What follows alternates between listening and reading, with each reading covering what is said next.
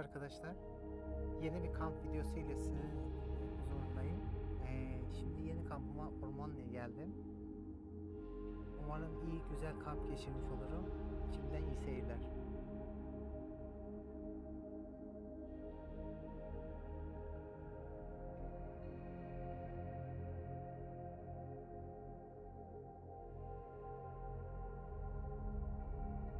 Gördüğünüz üzere kısa bir kamp için malzemeleri yanıma aldım.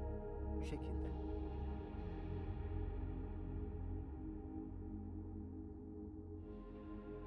Manzara da şu şekilde. Gölün yanında.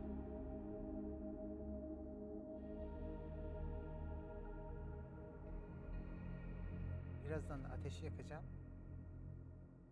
Akşam kebabını yapacağım.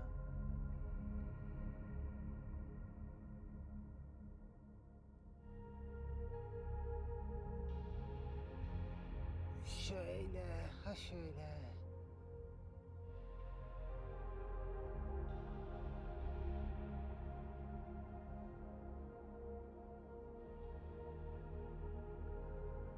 Evet arkadaşlar, şimdi kahvaltı için malzemelerimi hazırlıyorum. Birazdan kahvaltı yapacağım.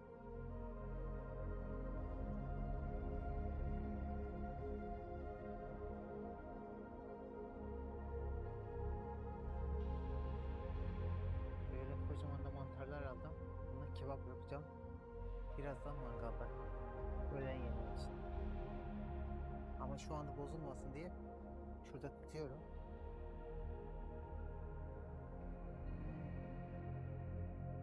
Domates, salatalıklar. Mis gibi. Şöyle. Şurası biraz fazla kalabalık olabilir ama neyse. Hallederiz.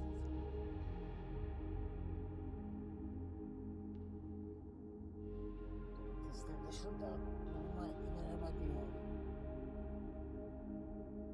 Termos şöyle alayım. Kıpkırmızı. Şöyle.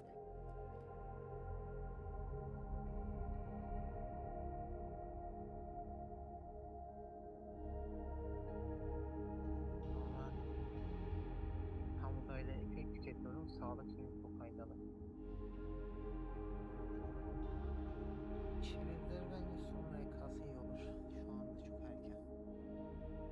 İşte nasıl yapsam? Şimdi alırım. Evet. Molada kullanırım. Şu anda kahvaltı saati.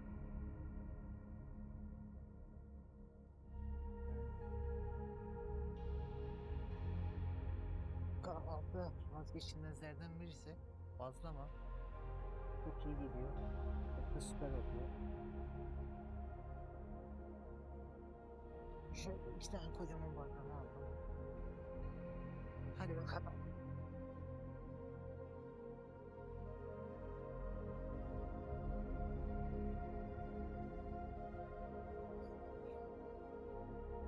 Evet.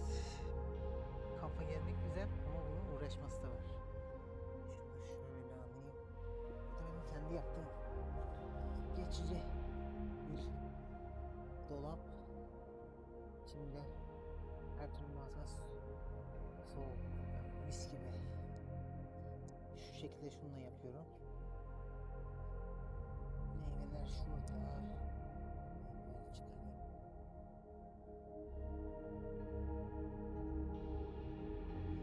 Simitleri yan tarafa alsam daha güzel olur diye düşünüyorum.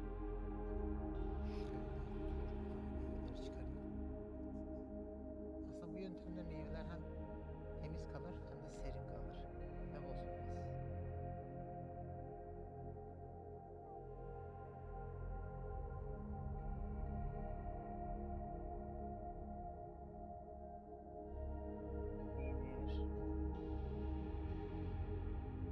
Sucuk, yumurta hepsi var. En altta da tavuklar hazır şunun içinde.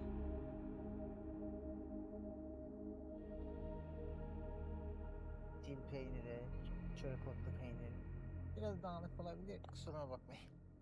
Birazdan toparlayacağım. Evet. Şunun nasıl yapsak? Sucukları alayım.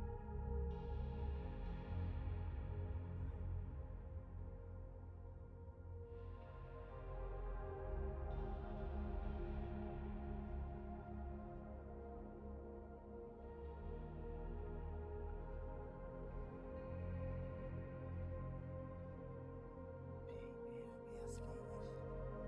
Yumurta da yani bir tek kişilik 4 bence yeterli. Şunlar. Bence biraz acele etmemiz lazım kamp yaparken. Şöyle bir durum yaşandı. Ben biraz sabah çıkarken acele ettim. Ocağı unuttum. Mecbur kömürlü bir özel bir sistem var. Onu devreye sokacağım. O şekilde yemeğimi pişireceğim. Şimdi onu getireyim. Nerede acaba? Şu çift taraflı bir ocağım var. Şimdi onu kullanacağım. Şöyle. Şöyle göstereyim. Şöyle kocaman açıyorsun. Çift taraflı çakmak içinde hazır bir şekilde. Şöyle. Bunu şimdi ben kurulumu yapayım. Şöyle katlanır bir ocak. Tek açılıyor. Şu şekilde. Şöyle. Nerede? Şurada.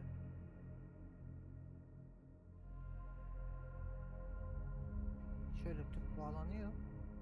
Ondan sonra çift taraflı yemek falan yapabiliyorsunuz. Bu arada ilk defa ses kaydı yapıyorum. Yani kusuruma bakmayın. Kalitede sorun olabilir. Ama yine zaman içinde kendimi daha iyi bir şekilde geliştireceğim. Şöyle bir arkaya bir bakayım. Ne durumdaymışsınız? Ha, iyi. Süper. Böyle tamamdır. İyi gidiyoruz. Şöyle ayarlayayım. Görünüm tam.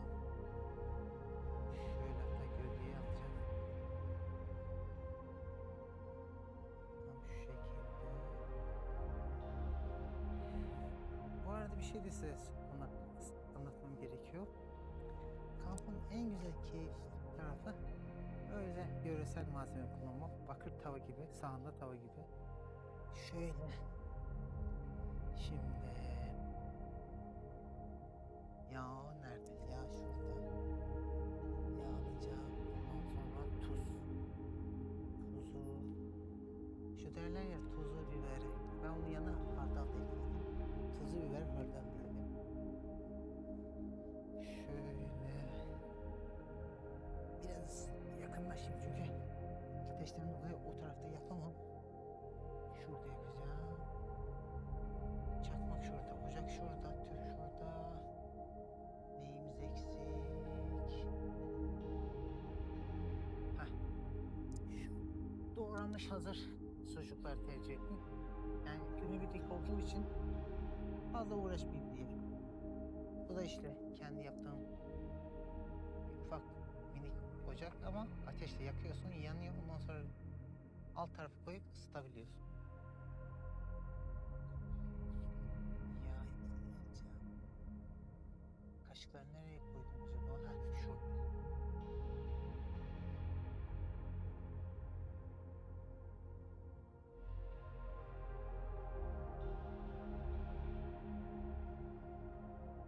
Yumurtayı alacağım, kaşığı alacağım.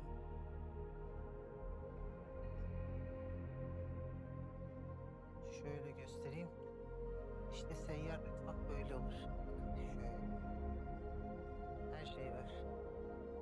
Bunu da şöyle alayım. Şimdi bir tık yani tam sizin yorumlarınız olsun diye şöyle alacağım. Şöyle.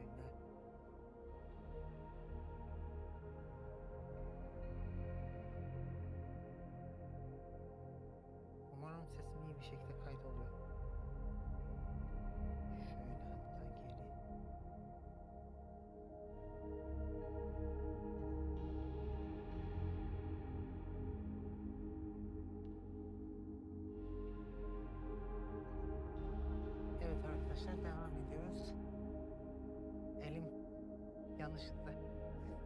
durdurmaya değdi. Onun için böyle bir durum yaşandı. Şey nerede? Hep kampta nereye koyduğunuz eşyaları tam yerinde bulmanız lazım. Yoksa sürekli uğraşmak zorunda kalırsınız. Yağ eklemiştim. Şimdi azıcık tuz. Tuz da bu arada ben böyle öğütmeyi seviyorum. Normal tuzlar bana yapay gibi geliyor. Karabiber.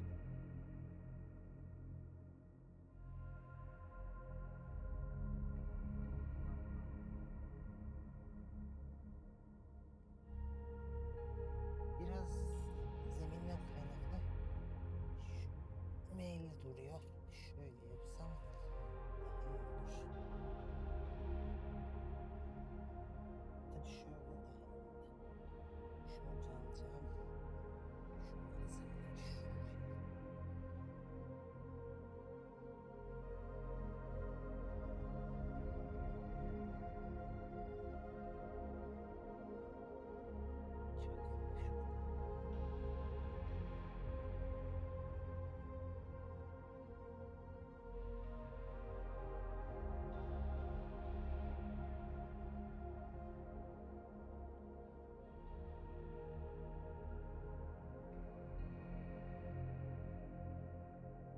Şöyle çift vanalı, üst vana sağ, alt vana sol.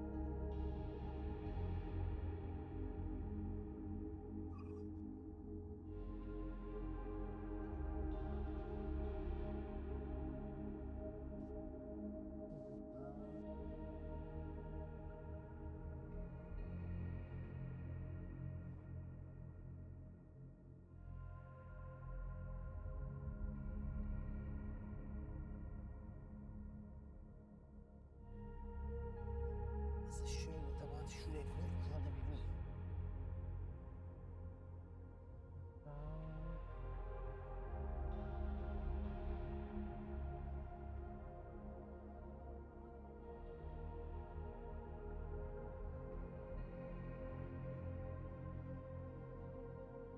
Bakır olunca hemen ısınıyor. Hemen anında.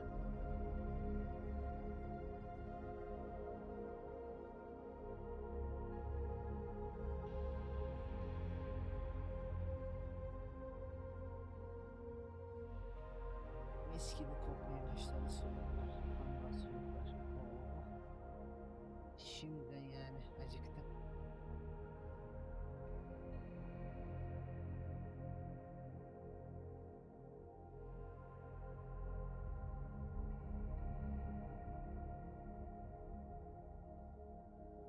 Şunun arasına bir de peynir ekleyeceğim.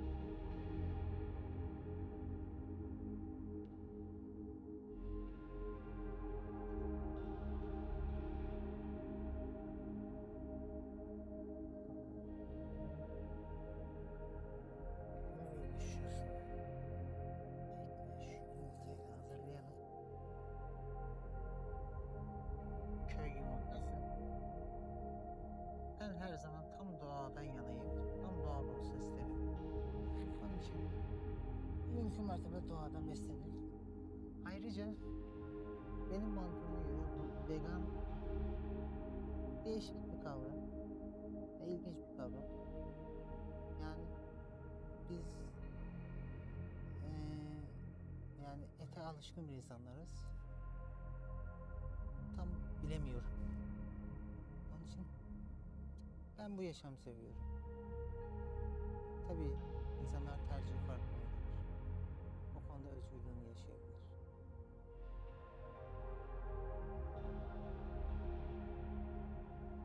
Bayağı da bol bol sucuk var.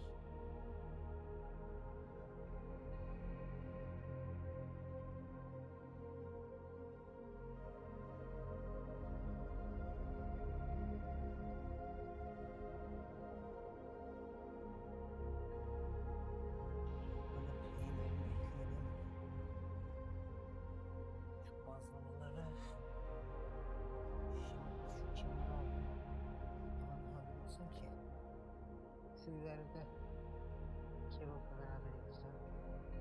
Şunun arkalarına şöyle ben salatalık falan ayarlayayım.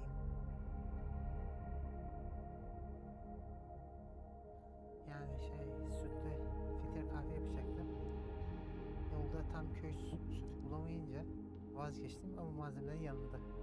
Neyse sağlık olsun, bir sonraki kampı yapalım. Hallederiz.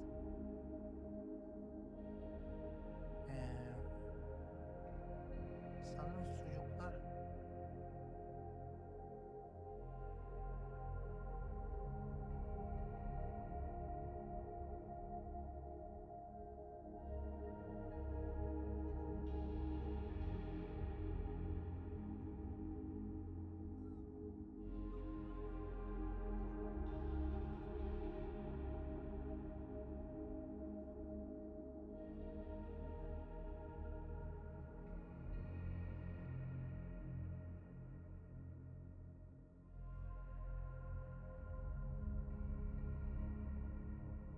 evet pişmek üzere, kızardılar zaten.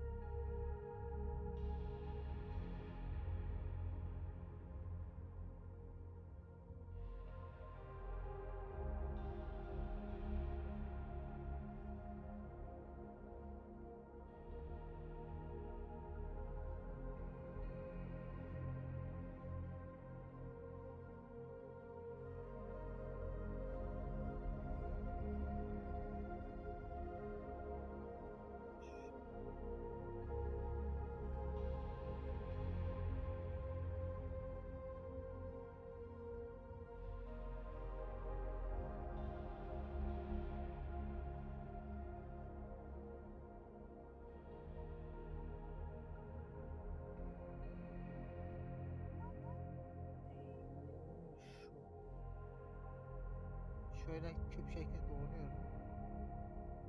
Bayağı da güzel oluyor. Tavsiye ederim. Şöyle koyuyorum. Bu şekilde.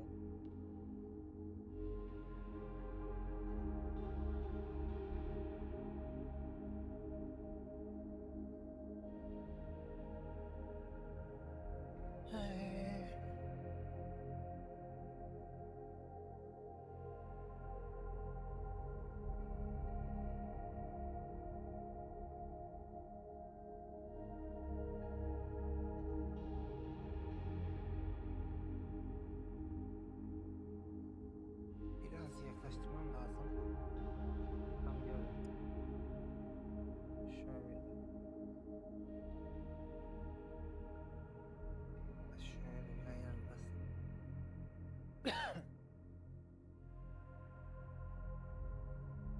Sucuk pişti. Şu anda peynir erimeye başladı. Birazdan da yumurta ekleyeceğim.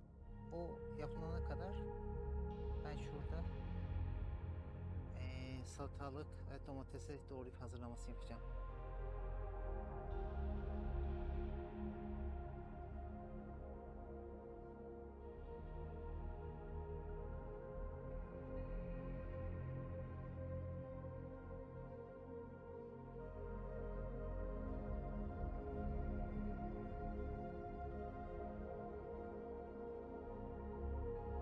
Şöyle bir kamp bıçağı her zaman lazım. En önemli konulardan birisi, hiçbir zaman çöplerinizi yere dökmeyeceksiniz. Kampa gittiğiniz zaman temiz kalacak.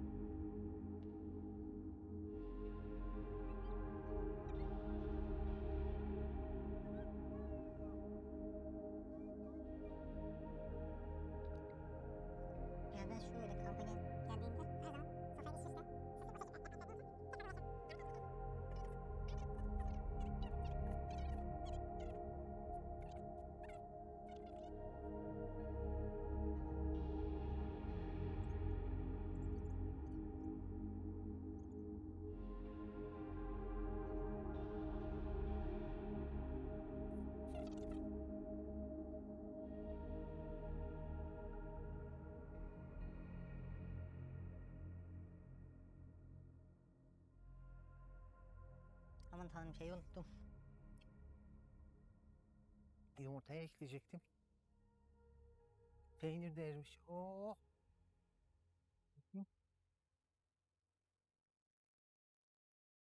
Şöyle.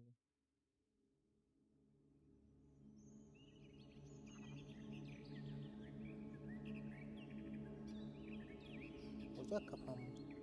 Ocak kapanmış.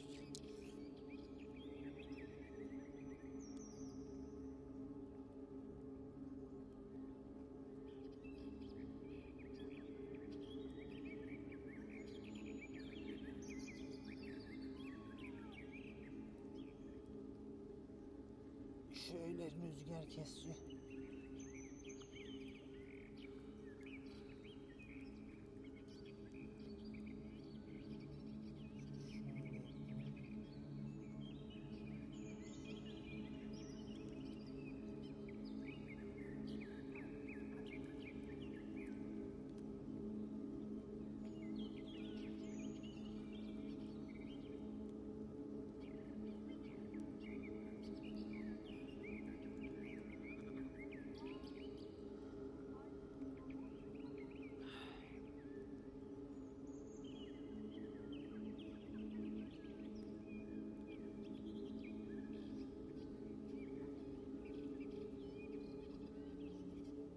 Kanlı sırası geldi. Şu da bir yetenek. Yumurtayı kırıyorsun, beklediğinde.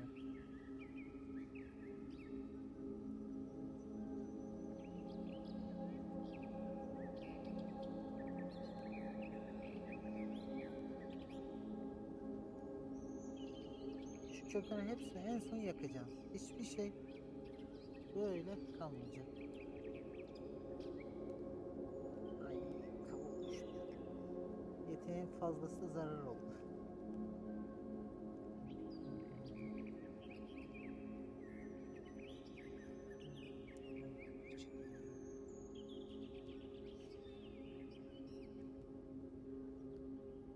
Biraz üstüne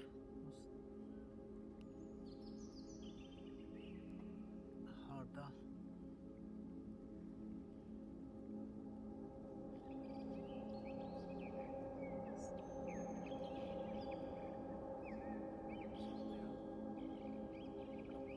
Köy yumurtası, kangal sucuk, çırpıntı peynir.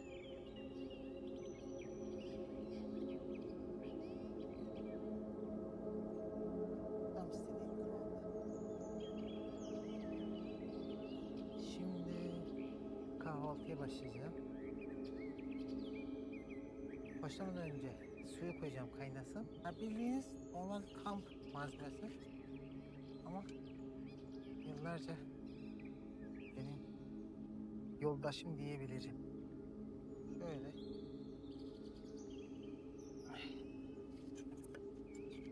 Şu tencere tava takımı şurada. Onunla bir işimiz yok. Sadece şunu aldım. Ondan sonra suyu alayım. Su kaynasın güzel bir çay yapalım.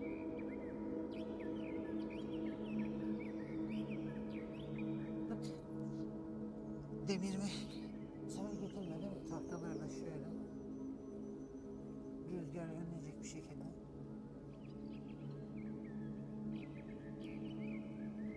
Şimdi kahvaltıya geçelim. Şöyle.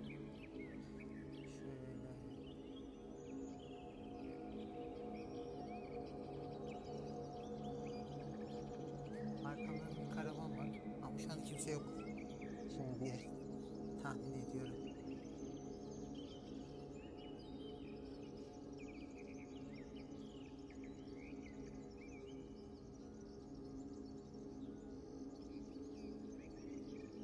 Kahvaltının vazgeçilmezi simit.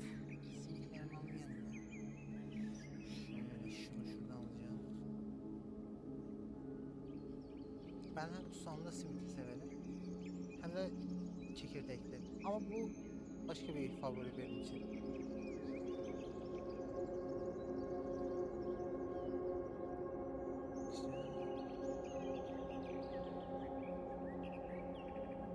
Tam bildiğiniz gibi şöyle daldırıyorsun. En güzel yerinden şöyle bir parça alıyorsun. Buyurun.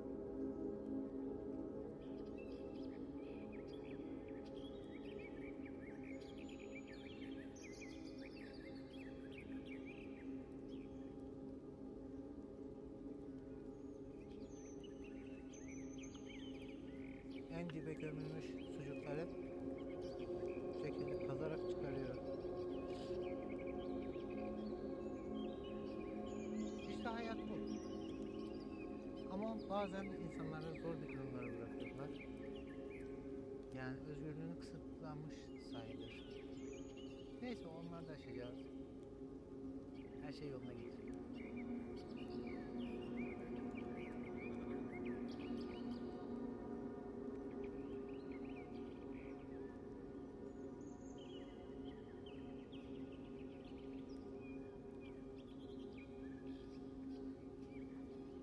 Az önce meşhur hazırladığım pilavını döküyorum.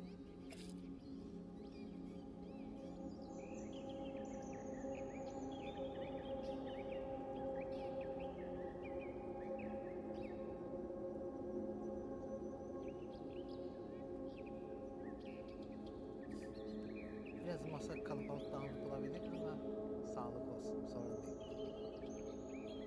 Keyfimize bakacağız. Yarın da hava durumu yağmurlu. Birazdan ormanın bölgesini gezeceğiz. Göreceksiniz. Ama şu anda iyi.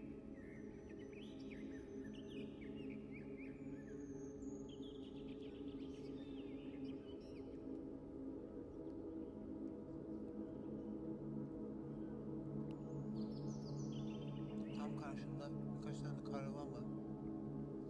Ama ben şahsen kamp hayatını çadırla yaşamak isterim. Karavanla pek fazla ilgilenmiyorum.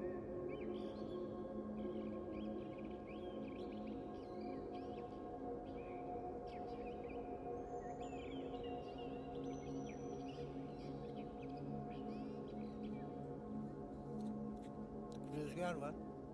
Tuzu serpiyorum, uçuruyor havada.